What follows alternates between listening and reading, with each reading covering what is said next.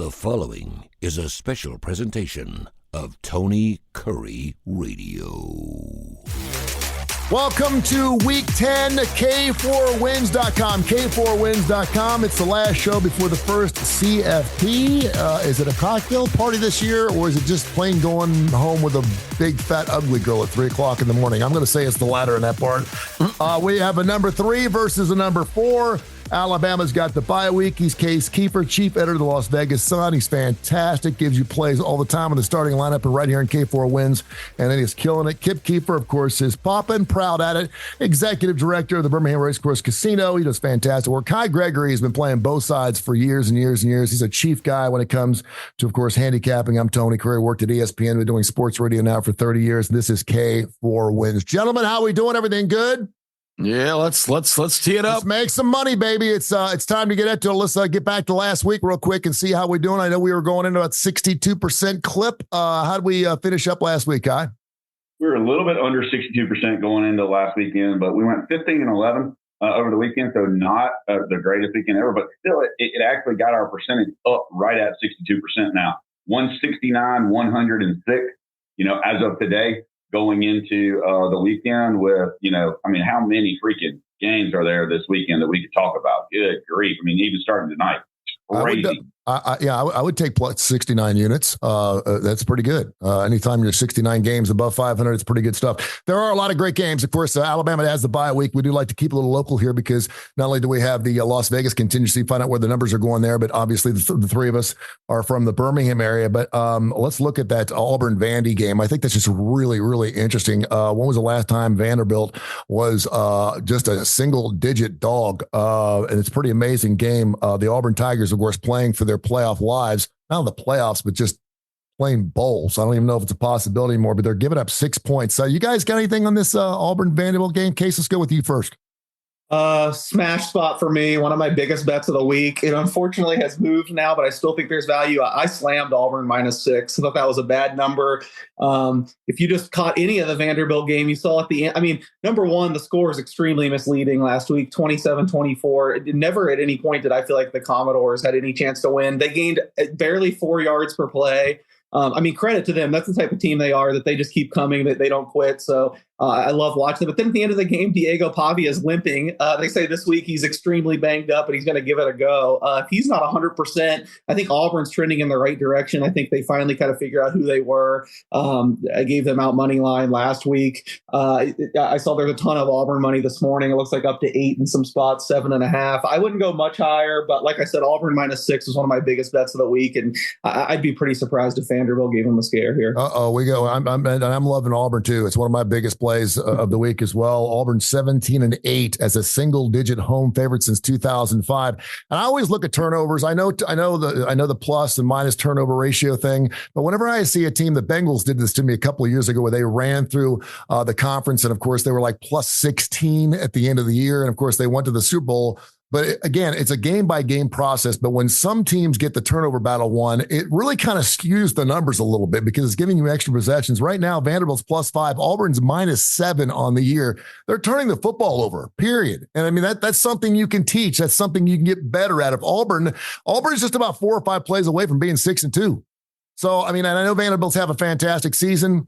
They've got their bowl eligibility all wrapped up, but nothing. And I think the Auburn Tigers are going to get rich on this game, and I think they win by 14. Kai, what do you think? Somebody in Vegas knows something more than me when a 3-5 team is favored over a 5-3 team, and now, like I said, it's up to 8. I thought Auburn did look much better last weekend, without a shadow of a doubt. And if Jaquez Hunter touches the ball 35 times, I like that. I think they really need to pound it just like they did last week. You got to remember, though, Pavia beat Hugh Freeze when Hugh Freeze was at Liberty. He beat Auburn last year when he was with New Mexico State. He's already beat Alabama this year. So he's had some success here in the state. And it'd be a really bad look, I think, for Auburn if they were to lose this game at home. But at the same time, you go, well, it's the Vandy team that beat Alabama. And I'm pretty sure they're going to hang the next 10 years on that win. I'm not as confident in Auburn as that. I don't think I could lay 8. I can understand 6. I don't think I could lay 8. And if Pavia is 100%, I love Vandy at 8. But it's not a game that I'm going to play. I'm just saying, I love it at that. It's not a game that I'm going to play at all. Kip, you wore damn Eagle?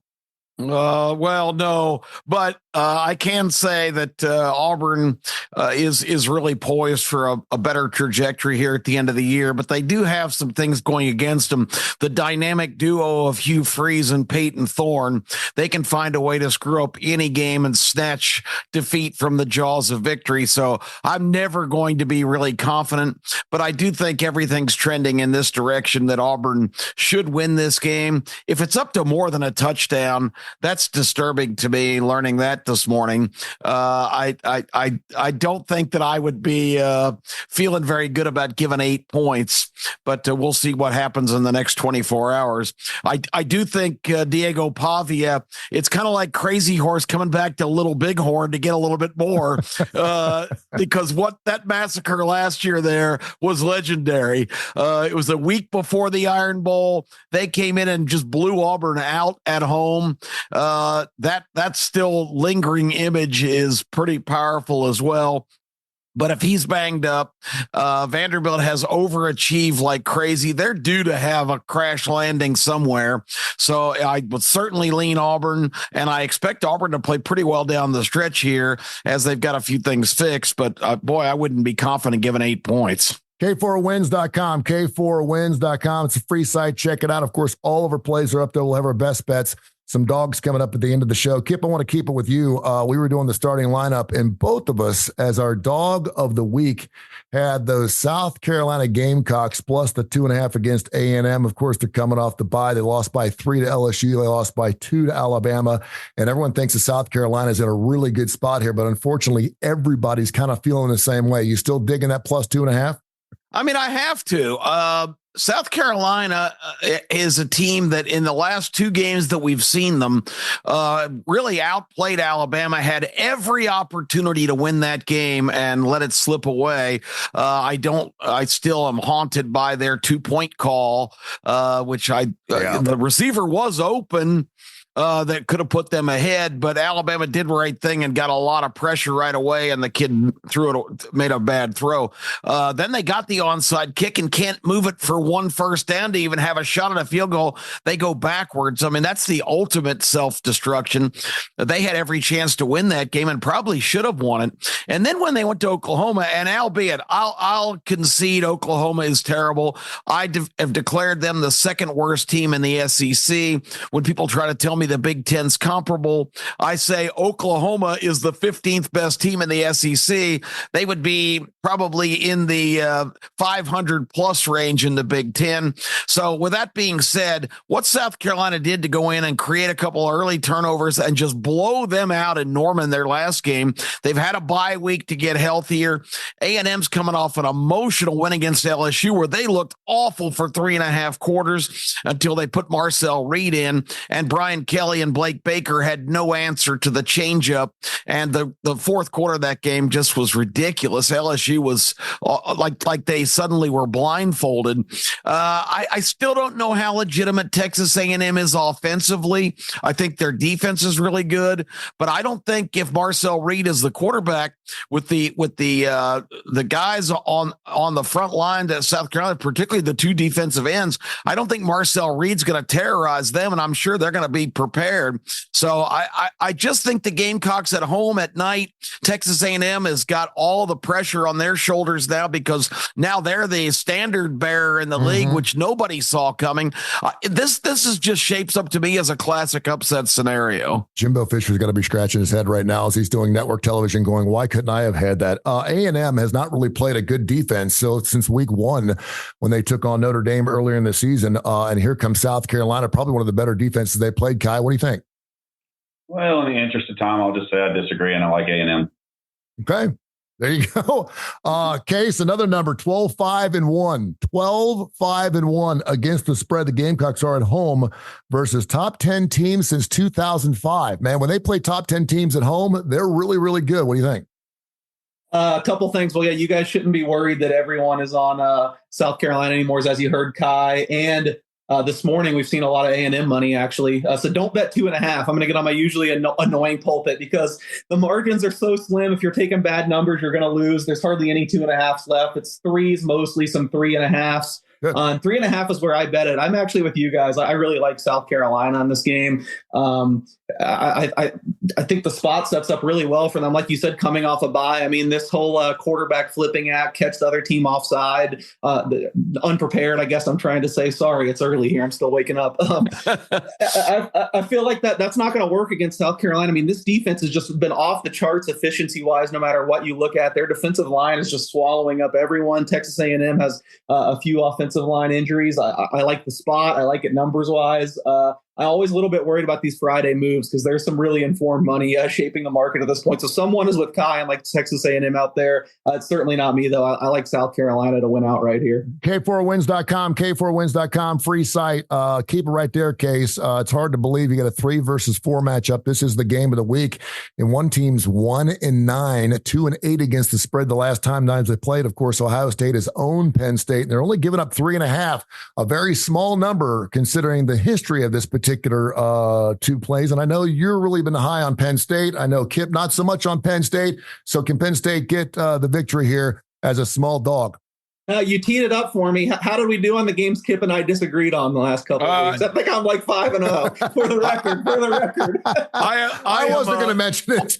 I am almost homeless supporting going against Penn State all year. I will say I didn't bet anything on the side in this game. You'll be surprised because I've been Penn State's biggest defender on this show. I've really got to root for Ohio State here. Early in the year, I found some stale Ohio State to win the Big Ten prices. I thought it was a steal, so I bet it.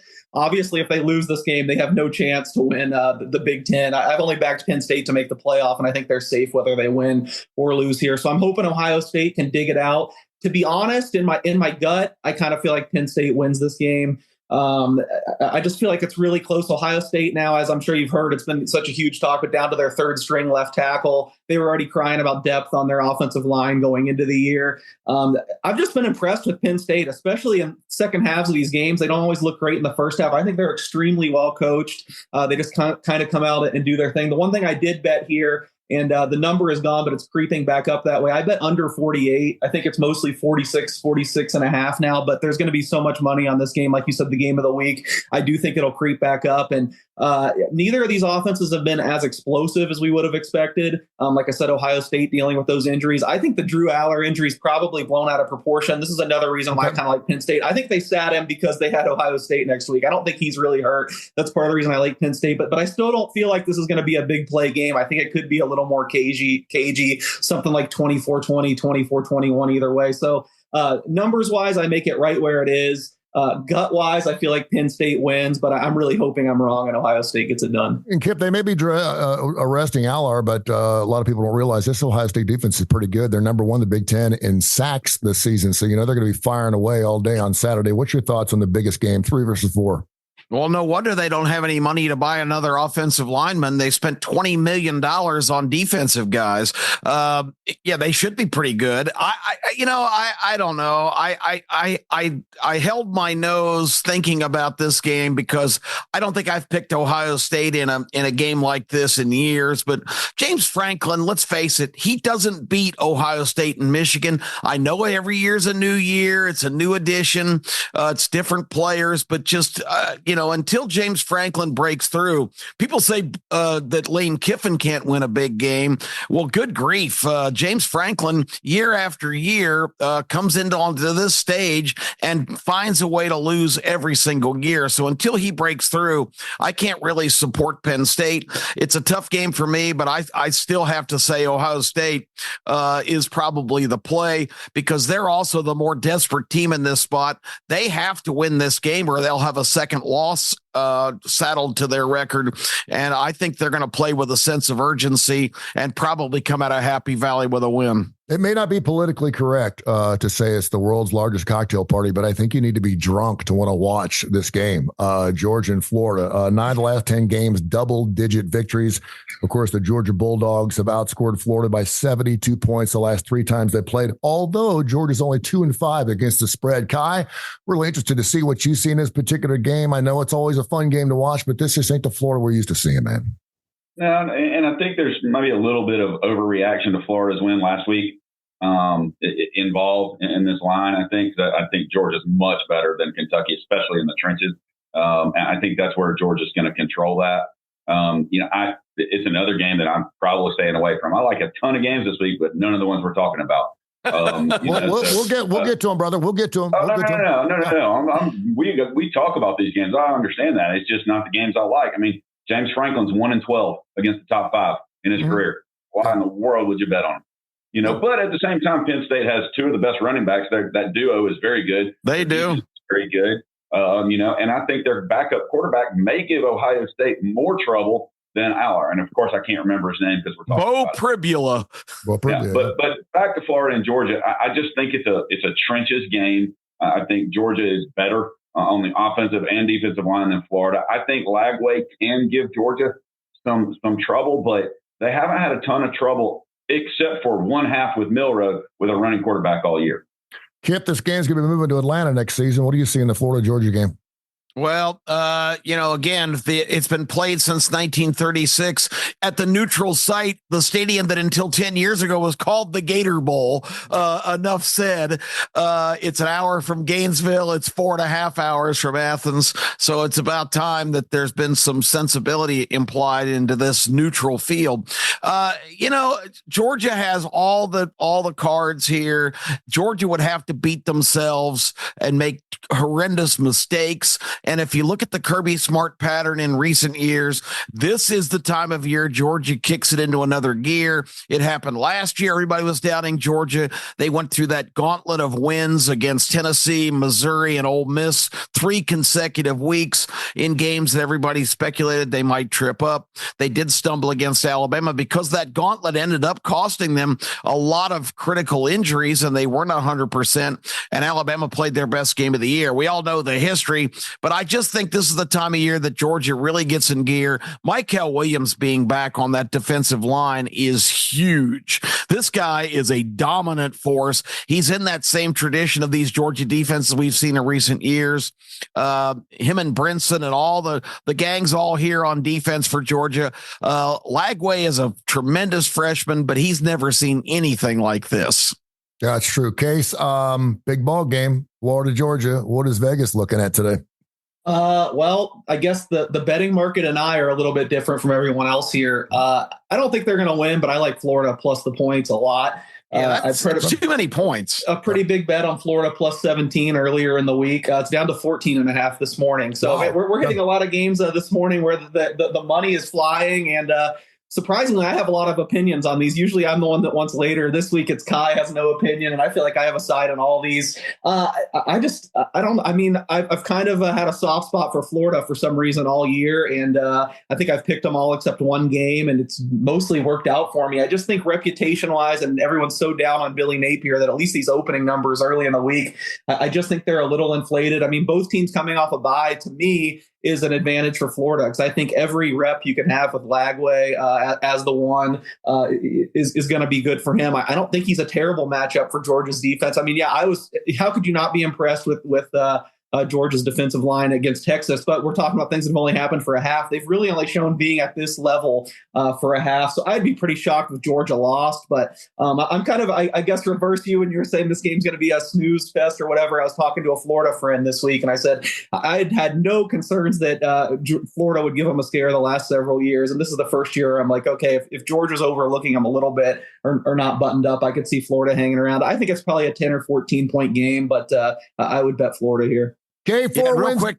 Yeah, go ahead. Real quick, Tony. I wish somebody would compute statistics in SEC league games of double digit or in the teens or higher favorites, what the percentage is. I guarantee you it's got to be shocking. I don't think big favorites in the SEC league games have covered hardly ever this year. We can take a look at that and see if we can find that out. K4Wins.com, K4Wins.com. All right, Kai, you said you like a ton of games, just not the ones we were talking about. There were some of the big ones, but you don't have to bet on big ones to make big money. What do you like? Give me some games. Go. Well, I mean, and some of these are big games to other people. As a homer, I think Tennessee is in a get-right situation. I just don't know. Just like we're talking about, if I could give up 17, but I think they'll probably get over 16.5 in the first half and over 31 for the game. I'd feel more comfortable about the game in the first half. but their last two games, they've had great drives to start the game, and they've had a fumble, two straight fumbles when they're inside their opponent's 20 starting off. So I kind of like that. Gerald Mincey for Kentucky running his mouth, and then all of a sudden can't play. He's hurt. And I think Kentucky's beat up. And like we talked about earlier, before we were online with Kip, I'm not sure Kentucky just hasn't quit on Stoops. Last week, one of the games I really loved Navy's team totals in the first half and for the game. And I lose it because of 6 turnovers and a missed field goal. Mm-hmm. Good grief. I like Navy to get back right this week. I think Rice does have a decent defense, but I think Navy and Horvath, I think he's going to take last week personally. I mean, no mention of him hurting that thumb on his throwing hand until right before game. They kept that secret. Clearly, they don't have the SEC rules. I don't think they have 6 turnovers and a missed field goal this week. I really like Navy at least to get over their team total and their first half team total, in that game and probably handle the 10, 10.5, 11 against Rice. I'm sure tomorrow morning Legend will be talking about, Army. I like Army in this situation again. I think both teams are going to give up some points, maybe get over the 41. I like Duke's team total over against Miami. Miami does not play great defense. Duke, don't get me wrong, they're not great. Both defenses are meh. Duke's defense, I think, is better. But Miami has been escaping, and you might even look at a backdoor there if that line gets up to 21 or 21.5. I think it was at 20. I'm not sure why Minnesota is favored against Illinois. I like this Illinois team. I think it's get right. They've got 3 wins over ranked teams. Like there. There's so many more games we can talk about. Indiana, Michigan State, loving Indiana in that one. K-State, Houston, UCLA, Nebraska, Pitt, and SMU we hadn't talked about. There's so many games, but just come hop on the website, go to K4Wins.com and see all our plays because I'm probably going to have 15 plays tomorrow, and I hate playing that many games. It's okay if we go 15-0. Kip, what do you like? Well, I'm going to say on the starting lineup this week, Kai just touched on it.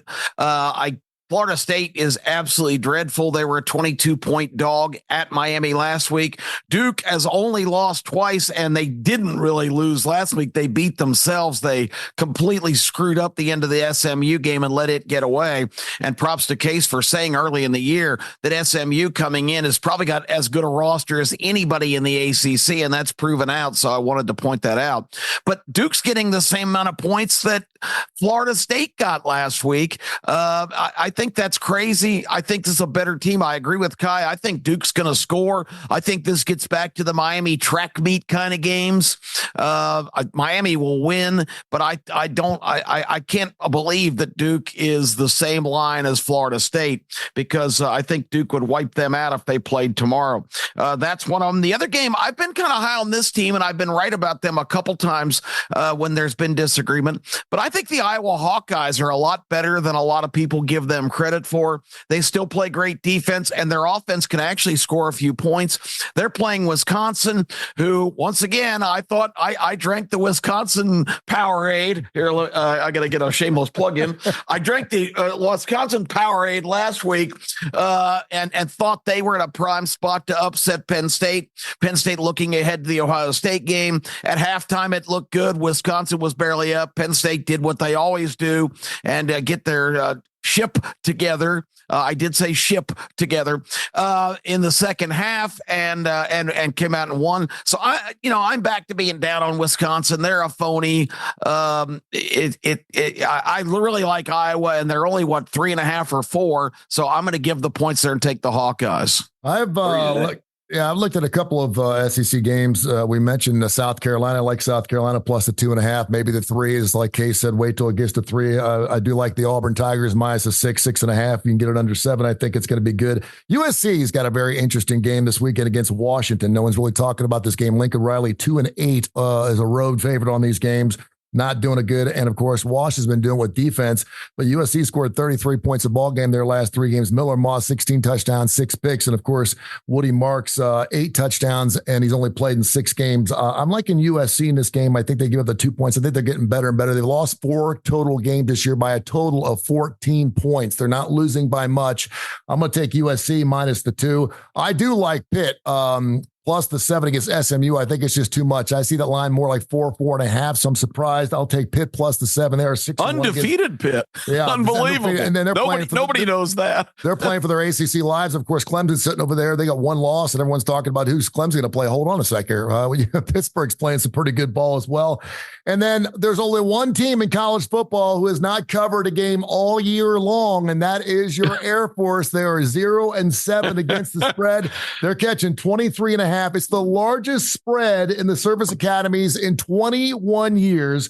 They're coming off a bye week. They have played 37 different players this year. They don't have what they're doing. They're finally getting healthy. I think they can finally set the bye week and they can go ahead and reset their entire team. I think possessions are going to be incredibly limited because of the way they both run the football. And since 2005, academies that are dogs of 3 or more touchdowns are 19-5-1 against the spread. That's a good stat. I'm going to take Air Force plus the 20. If I get it 24 and a half, I'm going to take Air Force all day long on it. So I'm like a South Carolina, Pitt, USC, Auburn, and Air Force. Case, what do you like? What's going on?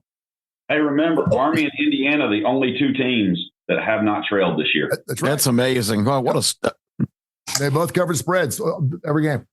Yeah, well, I'm on the same sides as some of you guys said. I will say Wisconsin and Washington have both taken a little money this morning. However, I'm on the other side with you guys. I like USC and Iowa. I mean, Iowa, Cade McNamara is hurt now, and that's the best thing that could happen to them. I think Braden Sullivan, a new quarterback, is just a much better fit for this offense. So the Wisconsin money this morning kind of scares me, but I like Iowa. Usually it's Kip I have to pick on here and say, I really disagree with you on this game, but I had one game called up to talk about, and it's actually opposite Tony this week. I really like SMU -7. It's kind of a theme of the show. We've been talking about turnover luck and how that's played in. I guess I saw the Duke SMU game a little differently than Kip too. I know Duke maybe had it on a tee at the end, but SMU -6 in turnovers and still wins. I mean, that's insane. Just insane. And I think that kind of sloppy performance, if anything's going to revert you back to the mean and not have you be giving the ball away as much as they can be that. And Pittsburgh, on the other hand, has been the luckiest turnover team in the nation. I mean, it's just every single week they're spinning the slot machine and it comes up all 7s.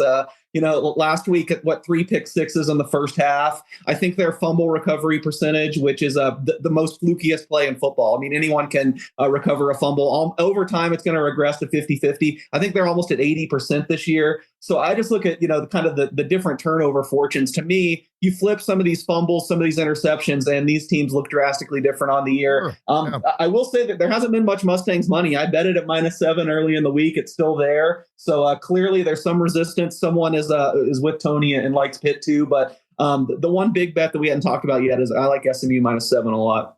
SMU and it's -7. SMU's first time at home in over a month. Yeah. We got about 2 minutes left here. Anybody got any NFL plays that are dropping out to? Case, we'll start with you. I like the Chargers-Browns game over. Both these offenses really kind of trending upwards with Jameis Winston coming in. And the Chargers have been great on offense the last few weeks. I don't think people realize because they're not getting in the end zone. That should change. Just since that's the game on top of my mind, I like the Chargers probably to win there too. We have a better sample size of Justin Herbert and this offense trending up. But I think maybe it's a sneaky shootout, maybe close to 50, and the Chargers win in the end. Kip and Kai, looking forward to Sunday. Anything sticking out to you? I like the Packers, the Falcons, and the Seahawks. I'll keep it at that. Seahawks. All right. And Kai, anything? I love that famous Jameis is playing again. I hate the situation he came in, but I think they get over their 20.5 team total. And I'm total opposite. I think Dallas is going to get right in Atlanta and bring it home. Yeah, there's people that bought it up to 6 this past game in that game. I was like, I'm just tired of looking at Dallas on paper. I'm tired of looking at Dallas on paper because on paper, this team looks like they should cover every single game, and they just show up and they lay an egg and somehow they backdoor it and get the push. I don't know. Great show, guys. K4Wins.com. K4Wins.com. K4Wins.com. Check it out. It's a free site. You get all of our plays, everything we just went through on this show. You can check out all those plays. Check them out. It's fantastic, and we'll see if we can improve on our 62%. Gentlemen, thank you so much. Till next week. See you guys. This has been a special presentation of Tony Curry Radio.